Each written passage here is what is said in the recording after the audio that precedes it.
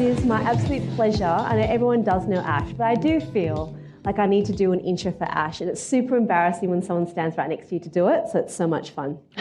So Dr. Ashley Thornton is the co-leader of the Kids Rehab WA research team and has been a senior member of the team since 2017. She holds a collaborative academic position between the Child and Adolescent Health Service and the University of Western Australia. Her work is focused on improving the health, well-being and development of children by both conducting high-quality research and translation of knowledge into practice. As we all know, Ash is very passionate about empowering consumers, clinicians, students and community members to be active contributors in the research process. A lot of you will recognise Ash as the co-host of ResearchWorks podcast, and her love for qualitative research and knowledge translation is very evident. Her ability to pronounce complex words and names is matched by no other.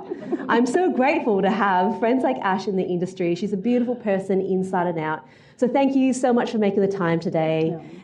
Please join me in welcoming Dr. Ashley Thornton. Thank you. Always pleasant, isn't it? It's so nice to be in such a trendy room. I know, it is pretty cool. Yeah. It is pretty cool, yeah. Well, today we're going to talk about science communication, and we're actually going to attempt to record this as a podcast as we're going. So we shall see how we go. Ed is in the back there probably madly making sure everything is working. When we came up with the idea to record it, he did raise his eyebrows. So we shall see how we go through this. But science communication is something we're both really passionate about, and we didn't quite realise that there was a term for people who talk on podcasts or, decide to try to get evidence out. It is called science communication. And I guess the core thing of that is, why do we need to communicate science? I remember many years ago being really perplexed that I saw in an article, and it said it takes an average of 17 years for new knowledge to get into the hands of people who need it. And I was like, baloney. 17 years? How could that be? And I have to say, now that I've lived it out, I can see how it takes 17 years, right? Because when you think about the things that, Ginny Pallig was saying, the things that you might need to discover and move through, there's a process for us as clinicians. So not only do researchers need to do the research, they need to translate it to the clinicians, hopefully answering the right questions. We go through our process, and then there's another element to it, and that's communicating that research to the consumers. So that's quite a long process. But then I felt this sense of urgency, because if you're talking about 17 years, a child that was born 17 years ago has missed the boat on the 17 years of knowledge. And then that got me really thinking, and I didn't feel very happy about that. So we actually need to communicate science, and everything we're going to learn today and talk about, our job is then to be able to communicate this to more people. But there are actually evidence-based interventions and management and strategies that we can incorporate to help us to communicate, because it's not something that I think a lot of us learn formally through a university degree. You kind of do your first home visit and you're plunged into the workplace and you go, all right, off you go. It's not always such a simple process, and so that's why I feel like we need to communicate science. I agree. Thank goodness. That is good. So it's one thing to communicate science, but I suppose the other thing that we wanted to touch on today is when to know what science or, legitimate science to communicate and how you do that. And I think, as we all moved through our schooling or our university degrees, we were taught how you search databases, you find literature, you interpret that literature, and then you kind of use it either in your practice or you communicate it to people. But there's so many other avenues to gather information these days, and the internet is a big bad one. Social media is another one. And so the work of Jessica Stokes-Parish, who we spoke to very recently on the podcast, her and her team have done a lot of work to really pull together a simple mnemonic that you can use to try and discern whether information is worth communicating or not. And the reason there are all these beautiful crabs on the slide here is because the mnemonic is crabs. So when you're looking at information, you can quickly flick through each of these criteria to see if it's something that is worth communicating or not. The first one is the website or the person that you're gaining this information from, do they have any conflicts of interest that are of note? Do they have skin in the game? Do they have something to gain from you having this information? That's always something to be mindful of. R stands for references, pretty straightforward. Are they actually referencing what they're saying, or are they jumping on a social media platform and, waxing lyrical about something without any evidence to back that up? Yeah. Authors is another one.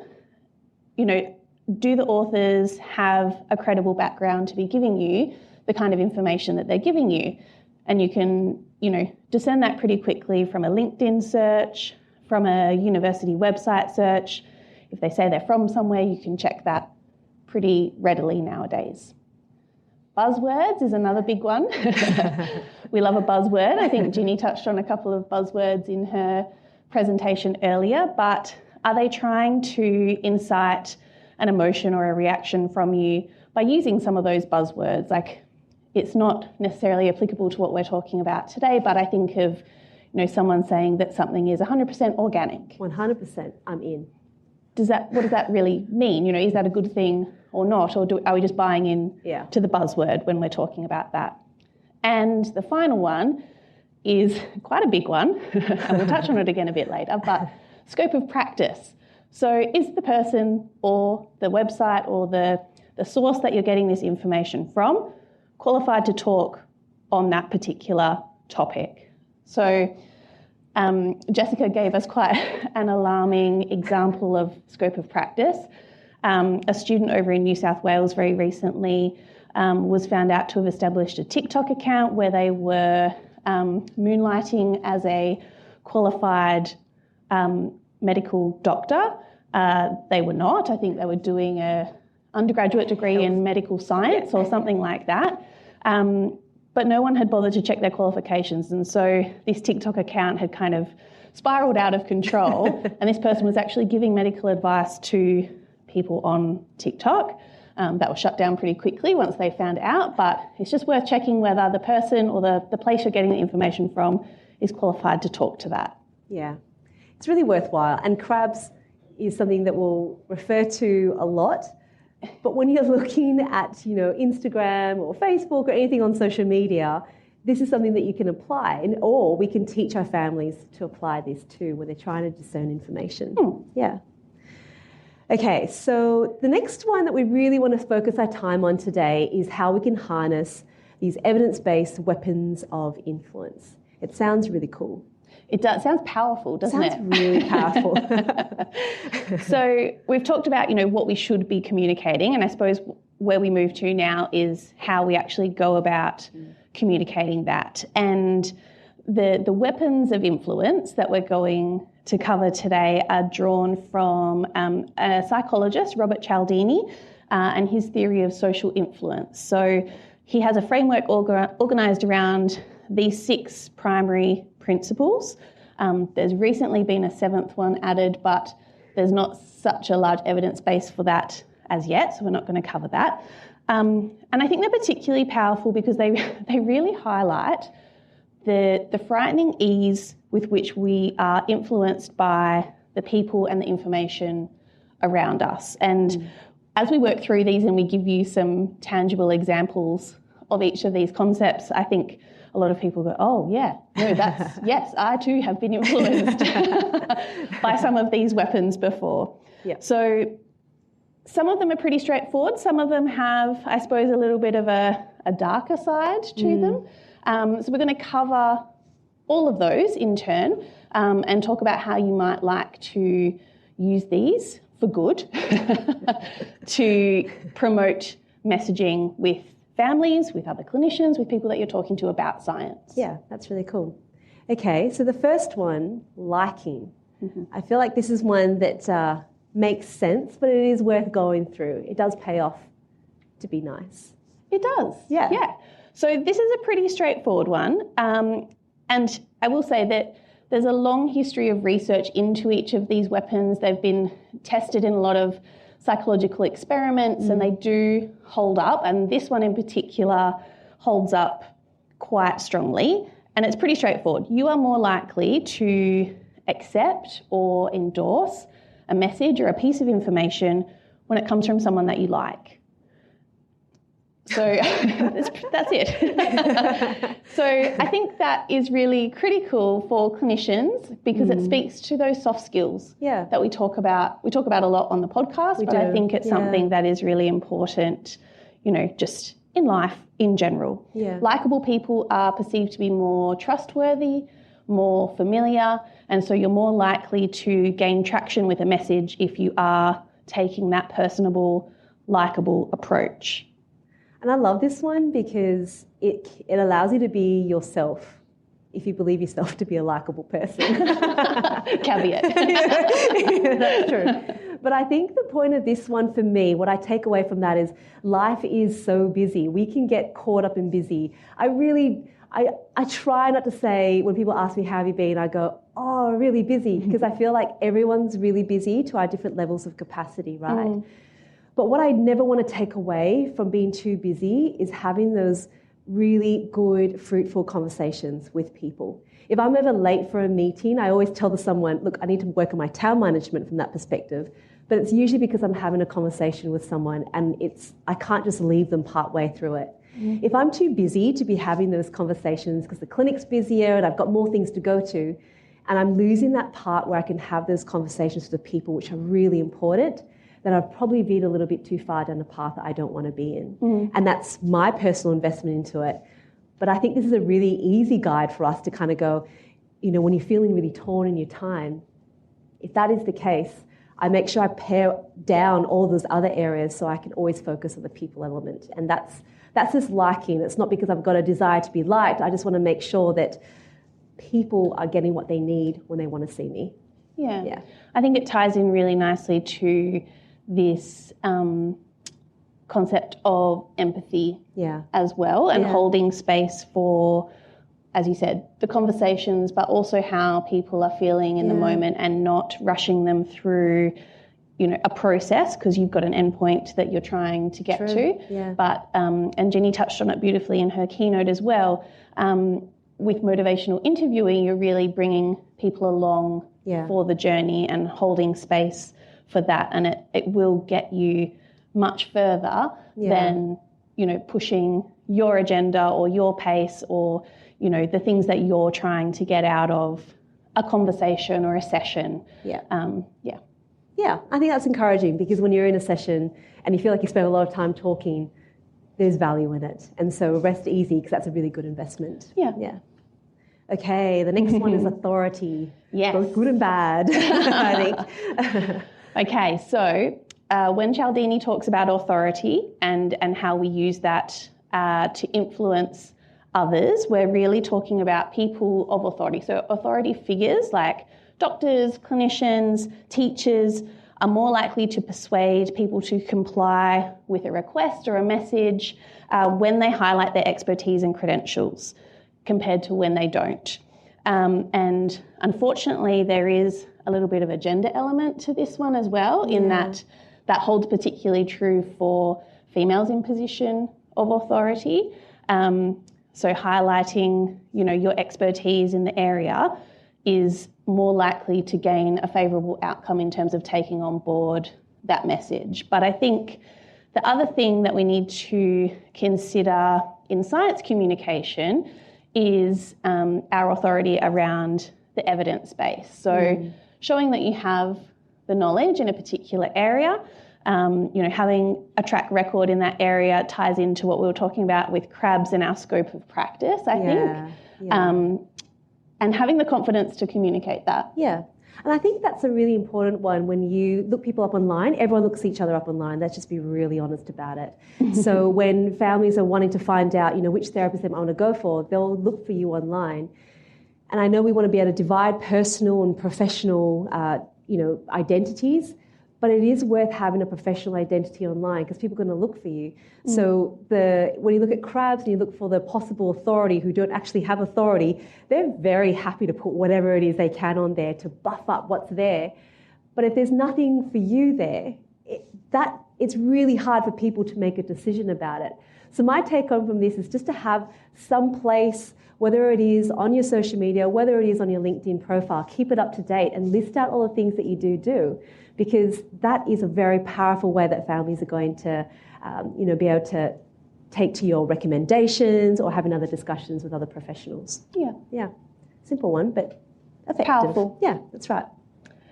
Scarcity. Okay, this one's my favourite. I can't work out why. You do say this one I think a lot. because Yeah. I recognise how many times I have been duped by the weapon of scarcity. And I think anyone who's been on an accommodation website, don't want to name names, but booking.com, you're looking for your accommodation for a conference or something like that, and you see only 2 rooms left. Quick. At this rate. Book now. Go.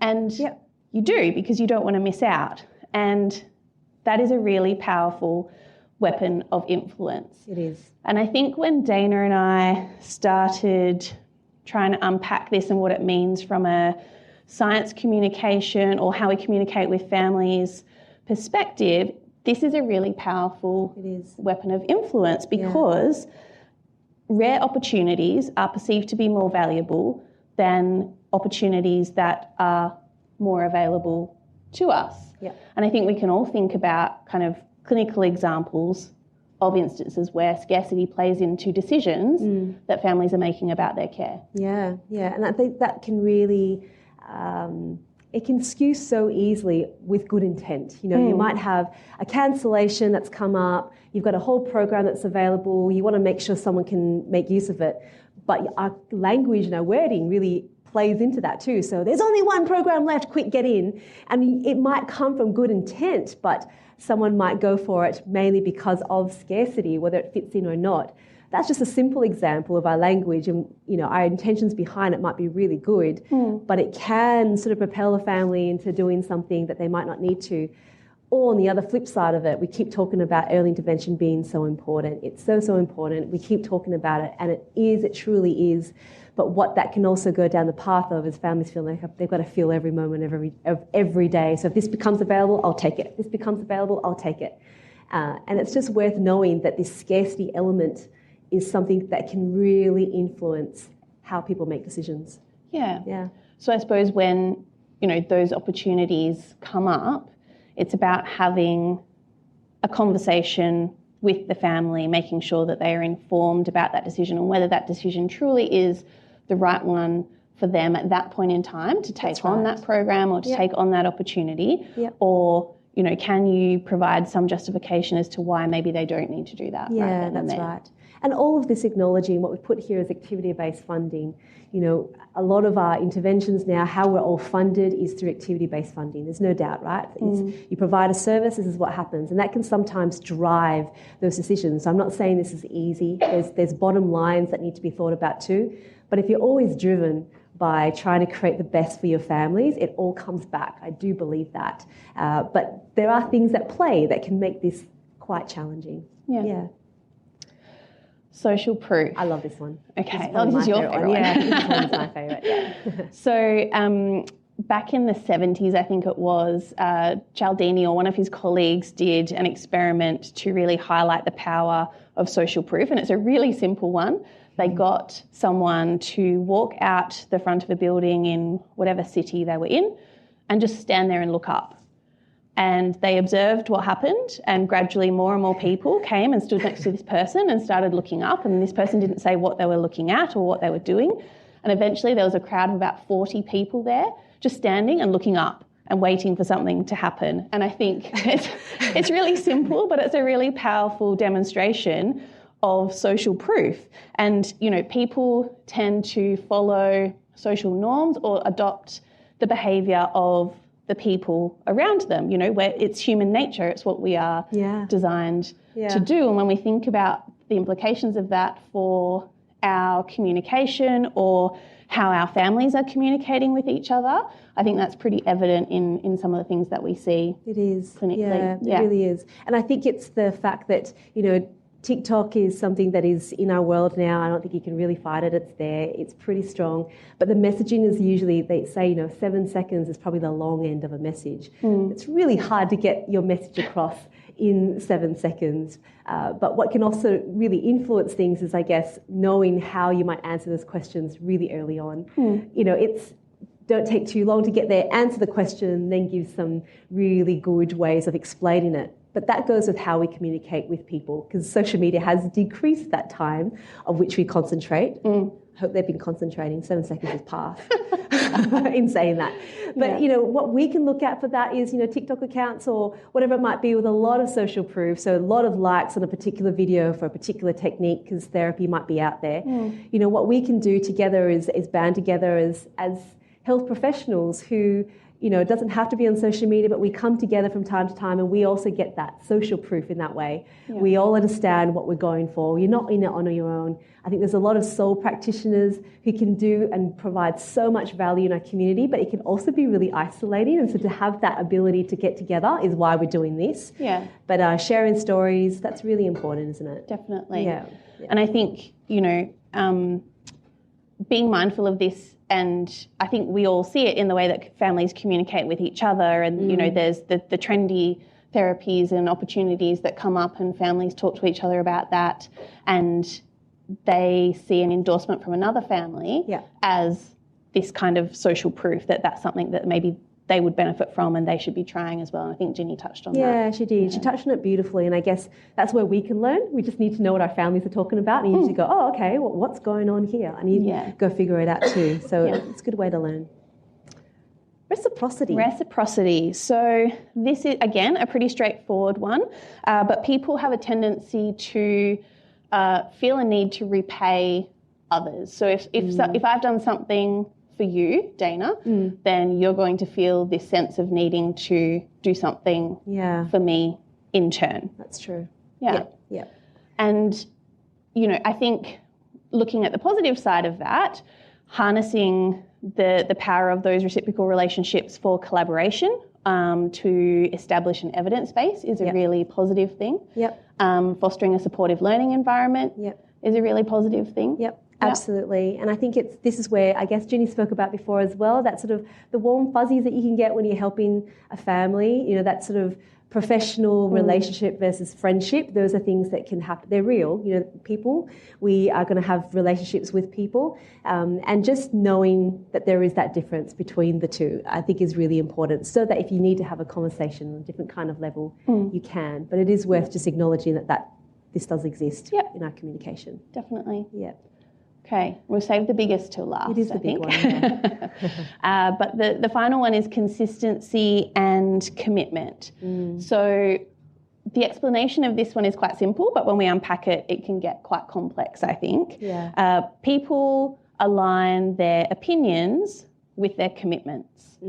So I think we've all fallen foul to joining a gym and signing a contract and feeling obliged to go to said gym and feeling guilty when you don't go to said gym because you've made that commitment to do that. And it's really hard to get out of it.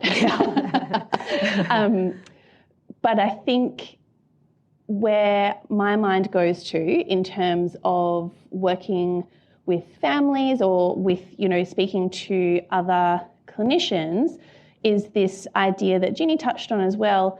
When you've invested a lot of time and effort and money into training in a certain type of therapy or intervention, it can be really hard to let go of that, despite what the evidence might tell you, because you've made that commitment in one way or another to that therapy. Yeah, 100%. And that goes for not just us as clinicians, but for our families too.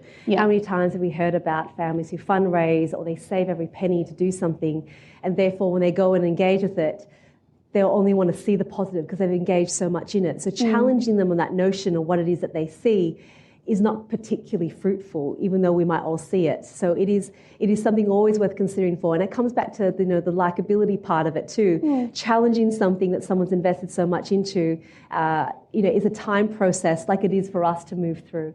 So giving them that grace, giving them that time to be able to see and show them another method or show them another outcome is more important than coming onto it really hard. Yeah, because what you're wrestling with is this, I don't know if anyone's familiar with the sunk cost fallacy. So, people are really reluctant to abandon a strategy because they've invested really heavily in it. Even when all of the evidence around them tells them to abandon it, it's a real struggle and it's a real pressure point for all of us. I think we can all, there will be examples that come to mind for all of us where we found ourselves in a situation where our belief is challenged and it's a really difficult thing to let go of that. Yeah. But I think back to what Jessica Stokes-Parrish said to us about our confirmation bias, and when you feel really strongly about a particular topic or issue, to just do it the courtesy of looking into the counter of that argument and at least being aware of that and holding that in your mind at the same time as all of the information that confirms your position on something. Yeah, and what we see on social media, on all of our feeds really is a curated feed.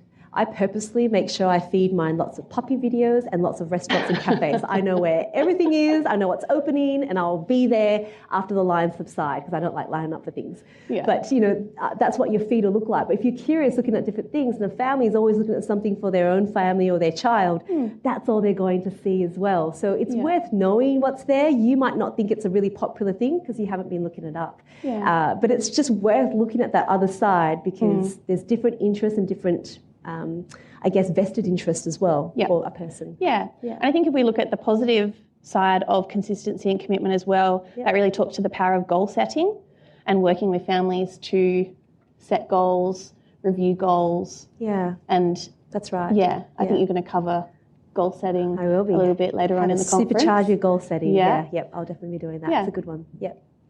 Okay. So I love this slide because where the science ends, translation begins. Now think about that for a second. And basically it's all just mushed into the one. I think that 17 years that we spoke about is true, but then there needs to be a bigger effort from everyone, from researchers and funders alike, all the way through the whole continuum of who's involved in research to be part of translation. And translation of that means constantly communicating. What's important to someone right now, investigating what that is, having them involved in that whole process and feeding it back out again. I've seen firsthand what that can look like. And the key for all of that is making sure that whatever it is you found gets to as many people as you can. Or if something's actually dangerous and causing harm, like what Jenny spoke about with hyperbaric oxygen and people losing hearing potentially, it's important that that message goes out quickly as well, not 17 years. Yeah. But we all have a role to play in that. Definitely. Yeah. I think the other thing on that as well is that science evolves. Yeah. And so it's our responsibility to be across the evolution of science and how it's changing and for our messaging and communication to be in line with the most recent and contemporary evidence out there. That's right. That's a lovely note to finish up on.